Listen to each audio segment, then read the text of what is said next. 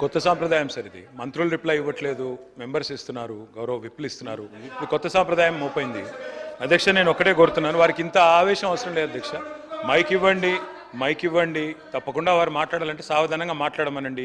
మేము మాట్లాడుతున్నప్పుడు అంతరాయం చేసి మళ్ళీ మీరేమో టైం అయిపోయింది అంటారు. ఇది కరెక్ట్ కాదు అధ్యక్ష. గత హాఫ్ అన్ అవర్గా అటు విప్ గారు మంత్రులే డిస్టర్బ్ చేశారు.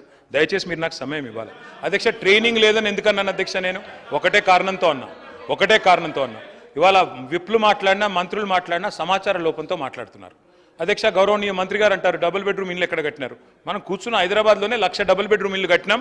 కావాలంటే మున్సిపల్ మంత్రిని అడగండి, అధికారులను అడగండి, చెక్ చేసుకోండి అధ్యక్ష. వారు మాట్లాడుతూ అంటారు మేనిఫెస్టోలో దళిత ముఖ్యమంత్రి అని పెట్టినామంటారు. మేము ఎక్కడా పెట్టలేదు మేనిఫెస్టోలో. కావాలంటే మీరు చూపెట్టండి, చర్చ పెట్టండి. పెట్టలేదు Sridhar Babu. Correct yourself I'm telling you, correct yourself అధ్యక్ష. వీళ్ళకి ఇంత బాధ ఎందుకు అధ్యక్ష? నేను అంటున్నా, అంబేద్కర్ మీద ప్రేమ పొంగిపోతుంది వీళ్ళకి. నేను అడుగుతా ఉన్నా, మెస్సు ఛార్జీలు, అంబేద్కర్ మీద ప్రేమ అంటే మేము ఏమంటున్నాం అధ్యక్ష? మేము ప్రపంచంలోనే అతిపెద్దదైన 125 అడుగుల ఎత్తున్న డాక్టర్ బాబాసాహెబ్ అంబేద్కర్ విగ్రహం మేము పెట్టినాం. సచివాలయానికి డాక్టర్ బాబాసాహెబ్ పేరు పెట్టినాం.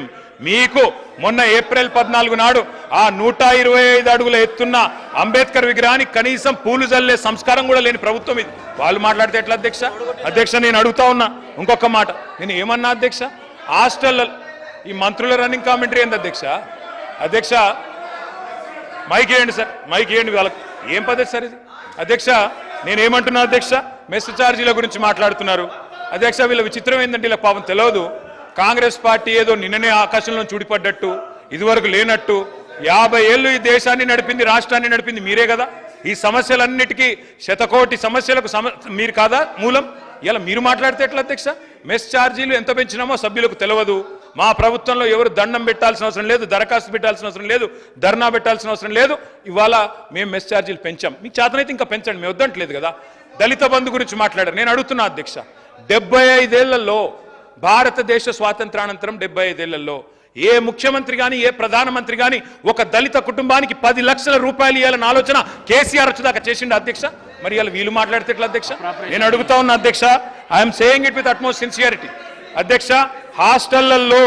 హాస్టళ్లలో ఇన్సిడెంట్లు జరుగుతూ ఉన్నాయి, ఎలుకలు వస్తున్నాయి, పిల్లలు విషాహారం తిని ఇబ్బంది పాలవుతున్నారు.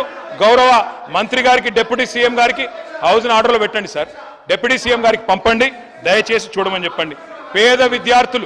పేద విద్యార్థులకు వాళ్ళ విదేశీ విద్య కళ నెరవేర్చాలని చెప్పి 6,651 మంది పేద విద్యార్థులకు అంబేద్కర్ ఓవర్సీస్ స్కాలర్షిప్ పేరు మీద, మహాత్మా జ్యోతిబా ఫూలే స్కాలర్షిప్ పేరు మీద, అదే మాదిరిగా మౌలానా అబుల్ కలాం ఆజాద్ స్కాలర్షిప్ పేరు మీద దాదాపు 6,650 మందిని 20 లక్షల రూపాయలు చొప్పునిచ్చి పంపించినాం. ఇవాళ వాళ్ళు మాకు మెసేజ్లు చేస్తూ ఉన్నారు, అన్న మొదటి ఇన్స్టాల్మెంట్ మీ ప్రభుత్వం ఇచ్చింది, ప్రభుత్వం మారింది, కాంగ్రెస్ ప్రభుత్వం వచ్చింది, రెండో ఇన్స్టాల్మెంట్ వస్తలేదు అని లండన్ నుంచి, అమెరికా నుంచి మెసేజ్లు వస్తున్నాయి. అవన్నీ ఫార్వర్డ్ చేయమంటే నేను బట్టి విక్రమార్క గారికి ఫార్వర్డ్ చేస్తాను అధ్యక్ష.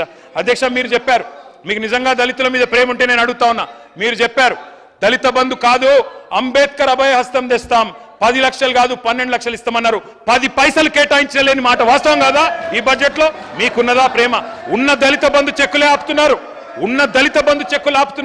మేమిచ్చిన 2వ విడత చెక్కులకే గతి లేదు. ఇవాళ వారు మాట్లాడితే ఎట్లా?